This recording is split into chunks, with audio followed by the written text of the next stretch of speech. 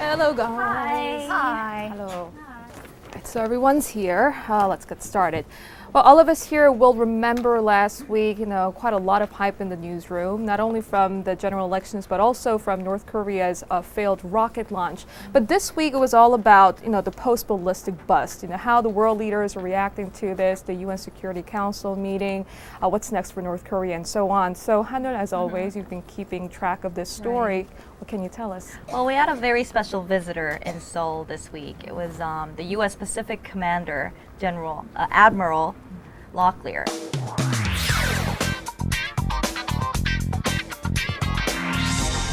The head of the U.S. Pacific Command, Admiral Samuel Locklear, is in Korea for the first time since he assumed office just a little over a month ago. The U.S. Pacific Command exists to maintain regional stability and deter aggression. Addressing reporters in Seoul on Tuesday, the commander was asked about the possibility of a surgical strike on North Korea's nuclear test facilities. Well, I don't think it would be really appropriate for me to comment on how we would pursue any future military operations, but I can tell you that with the alliance that we are continually looking at all options. I hear that was a very special one. The only selected few journalists could be there. Obviously, you were one of them. And I hear that misinterpretation somehow caused quite a scene there. Can you tell us more about it? So this is what exactly happened. A Korean news reporter asked him about the possibilities of a surgical strike in one of North Korea's nuclear facilities. And Admiral Locklear replied that it's inappropriate for him to comment on military operations of the United States, but he said, what I can tell you is that they're looking into all options. So the problematic word was all options. Okay. So what do these all options really mean? And surgical strike is part of an option. So some reporters made their headlines like the U.S. is considering a surgical strike on North Korea, and that's a pretty strong wording. So I was there representing the only English broadcasting station in Seoul, so I was able to understand both the Korean side and the English side. So people were just coming to me and asking me, is this really what he said? Like, is this accurate? Is there a different nuance to this wording? And is this was this the intention of him? And later, the UN Forces Command, they released a statement saying that some reports have mischaracterized Admiral Locklear's comments. So what was really interesting was that as a person of a high position, you should never give reporters any room of interpretation or misinterpretation. So this is more about misinterpretation, but in this diplomatic front, like mistranslation can also come into play, and this could lead to grave consequences. Not only that, sort of a language barrier or cultural differences can make quite a difference when it comes to delivering that message to a person sitting across the table. Well, We had another North Korea-related news, which had caused quite a stir back in February, and you've been keeping track. It had resurfaced quite recently. Can you tell us more about it? Right. So, as you guys probably know, a public rally, got started in front of the Chinese embassy in Seoul. These people who are against China's forcible deportation of North Korean defectors to their communist country have been protesting in front of the Chinese embassy. And today is the 65th day of their protest. But then, at the beginning, there were like hundreds of people gathering in that place, like twice a day.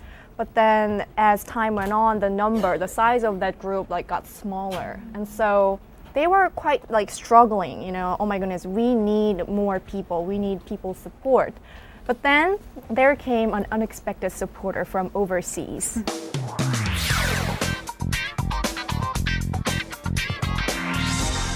The coalition of people protesting against China's forcible deportation of North Korean defectors here in South Korea welcomed an unexpected supporter from overseas on Tuesday.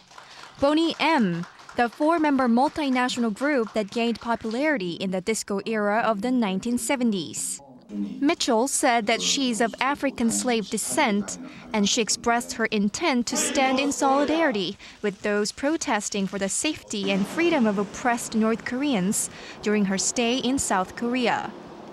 Mitchell and her husband and manager, Thomas Pemberton, delivered a donation to those leading a relay hunger strike in front of the Chinese embassy in Seoul. Seemed kind of random. Like she came out of nowhere, basically, right? Yeah, that's kind of random, but then this is how she explained.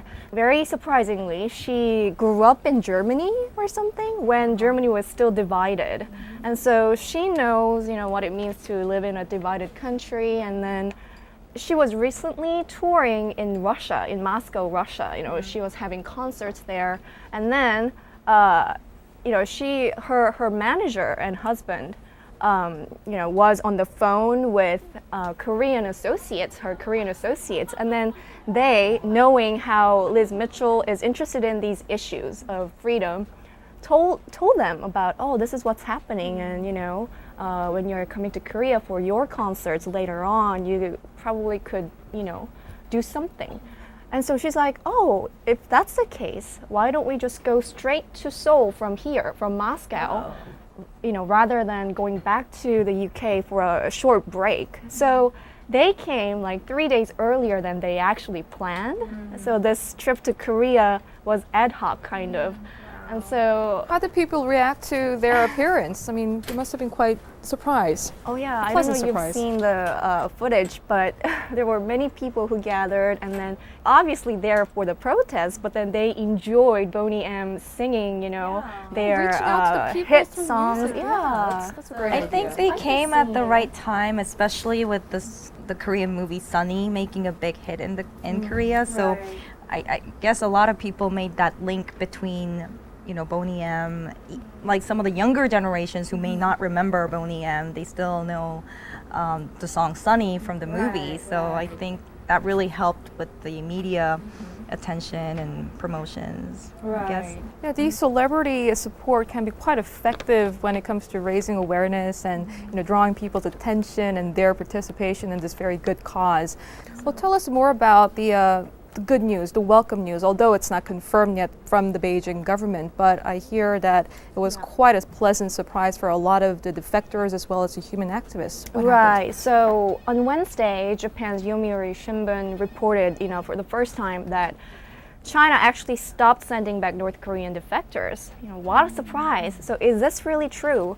So this Japanese daily was quoting two Chinese officials from the Liaoning province, which borders North Korea. So, they say because North Korea didn't inform China of its detailed plan of rocket launch, China got really upset. So as a result, they, suspended their policy towards North Koreans. It's really good to see China taking some action. Right, but then, because it got upset. Yeah, right. It just showed me how political China was approaching this issue. You know, although China has been saying, oh, we've dealt with North Korean defectors according to international law, and you know, everything is right, and you know, there's nothing wrong in the way that they dealt with them, but it was a political issue after all.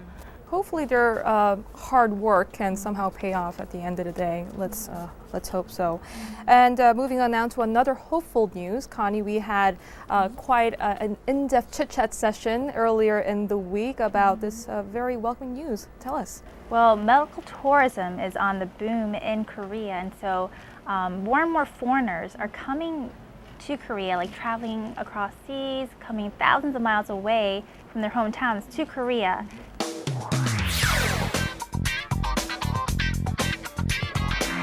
I know we've heard of this before, like people come here for plastic surgery because, you know, Korea is renowned for, you know, their skills in that area.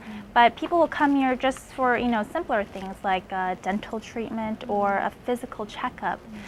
Because the way that Koreans do it, it's more exhaustive, intensive, and comprehensive. And so people feel like they're getting, you know, like a better deal in Korea. And so some government data show that since 2009, more and more foreigners are coming to Korea, and they think this can have like a huge economic effect in Korea. It's sort of like, you know, selling Hyundai cars and Kia cars. Medical tourism can, you know, have an effect on the economy.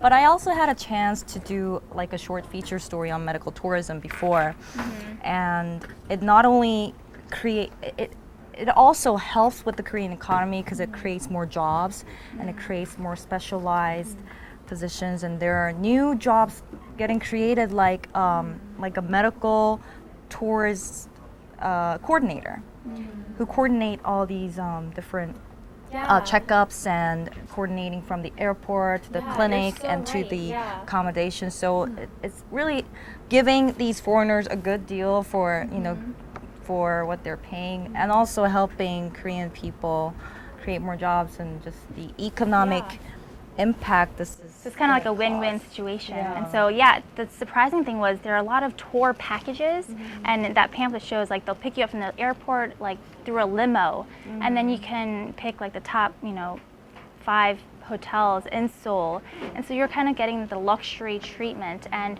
my friend's parents are actually coming here on a medical tour package, and after they get their physicals and everything, they're going on to Jeju Island, where they can just, you know, relax and take a break. And so, I mean, it seems, you know, it's unique. Yeah. Yeah, I wish I could do that. And you know, some countries, like the medical costs are so high, not everybody can afford like a thorough checkup. Or I also heard from an official that cancer treatment is also very popular. Right now in Korea. Right, we certainly hope more foreign patients could actually flock to Korea, and this could somehow lead to this industry emerge as a potential engine of Korea's economic growth. Let's certainly hope so. Okay, well, thanks guys for another great contribution this week, and hope you guys have a lovely weekend and keep up the good work. And enjoy the weather. Yes. All right. Thanks.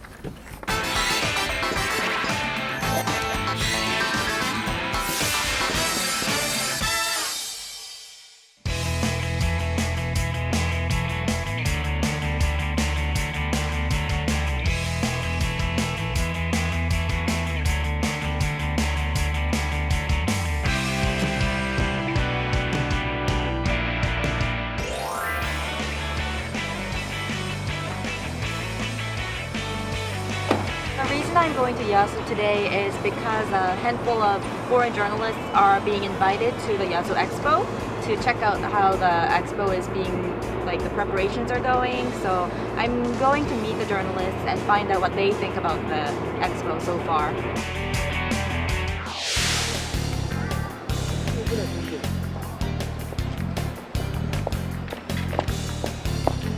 I think we're about like 10 minutes late, which is, well, not, yeah, it's a lot. We're late. We just have to run.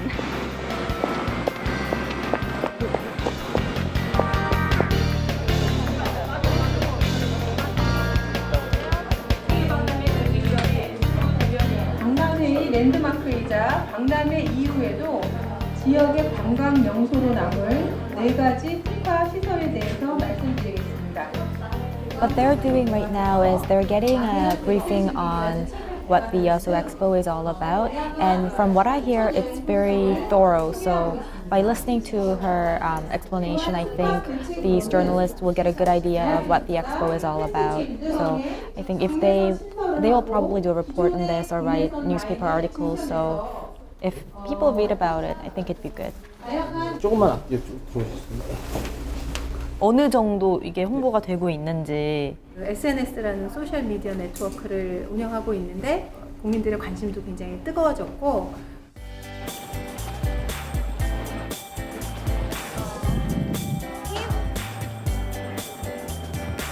This building is one of the four main structures of the Yeosu Expo.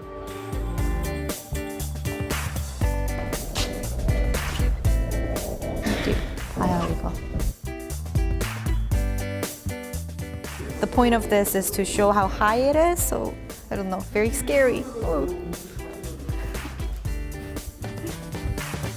It used to be a cement factory, I think. That's what I heard. And it's symbolic of, I think, the expo's eco-friendly theme because now it makes seawater into drinkable water. So, yeah. Right now, I think we're moving over to the exhibition hall.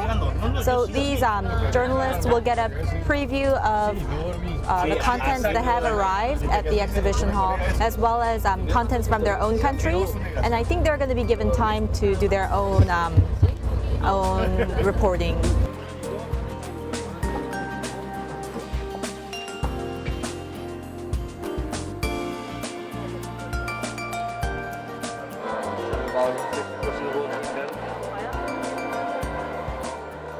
From the beginning, they knew quite a lot about the expo, and that as time went by and they saw more and more from the Yeosu Expo. What's your impression of Yeosu and 이런 해양 보전이나 해양과 관련된 주제가 굉장히 적합하다고 생각해서 These journalists are one of the first visitors to get a full tour of the expo before the event officially begins. They'll visit various sites of the expo to familiarize themselves with the event.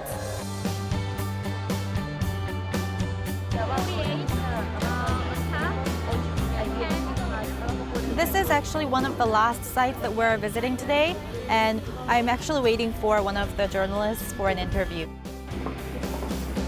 I see a great example of engineering here with the human architecture, great design, and some of the design are really marvelous. Though it's being under construction, but I can see it taking shape, and I can feel the shape coming out very nicely there. Well, the event will be held for over 90 days starting from May, and the weather will be even nicer then. So I think, and there's lots to see, so I think many people should come and visit Yeosu and enjoy the beautiful scenery and all these entertaining sights.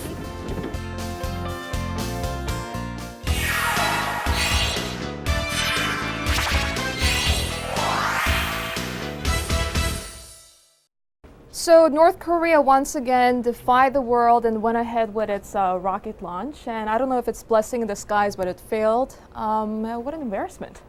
I think for many around the world, it was a little bit of a disappointment because nobody had really had expected Pyongyang's I guess, missile technology to be that poor, that underdeveloped. I don't know, it might be good news for some of us, might be bad news, well, probably bad news for those in Pyongyang, but it went on for, I believe, less than 2 minutes. Yes. Yeah. What was also interesting was that their admission to the failed rocket launch. It was very quick. Mm-hmm. And they usually don't come out and say, I failed, but I guess they put their pride aside and they just came up with it. And then the next day, they go ahead and celebrate their 100th birthday of its founder. And some experts actually say that the quick admitting the fact that the launch failed, the quick admission was that, in a way, it shows that Kim Jong-un might want to have a different style, his policies and whatnot different from his father,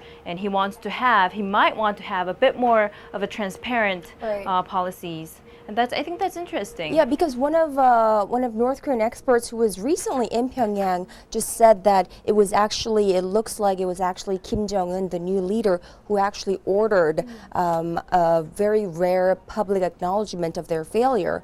And it might point to a shift to a more transparent regime there.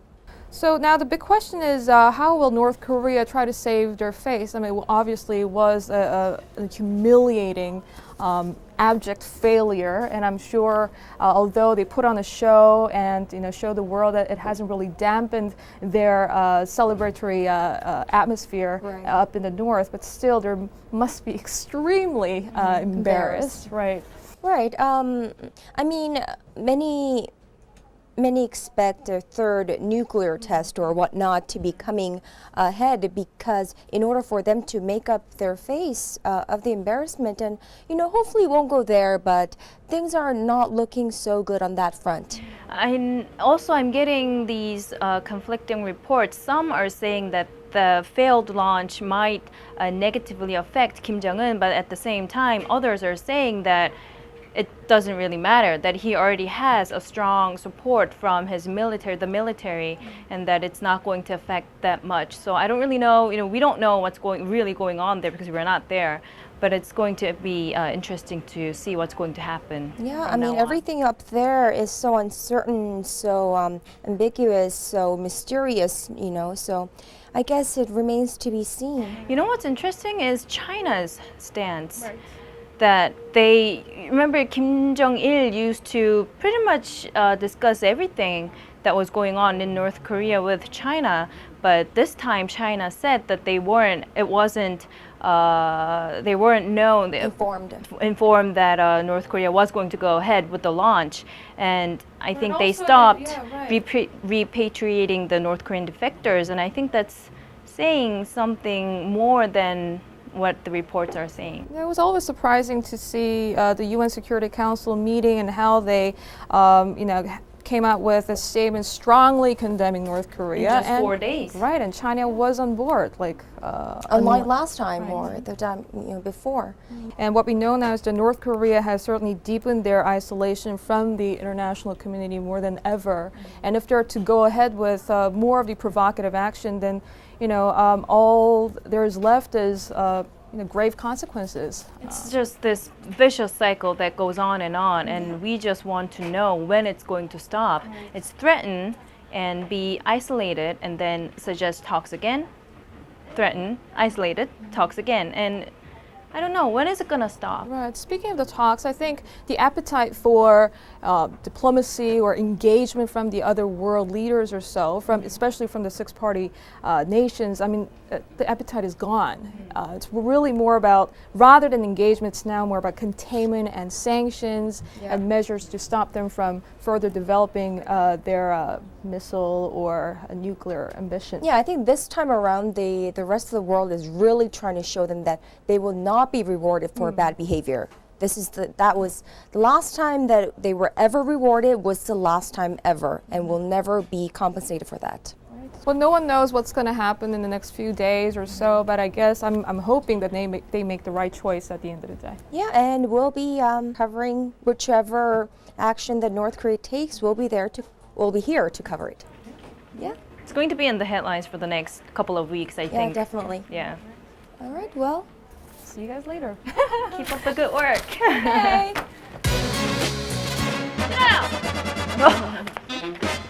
Boney M. 머리가 자꾸. You're gonna follow the headlines like Bible. Oh, well, we're done with our show.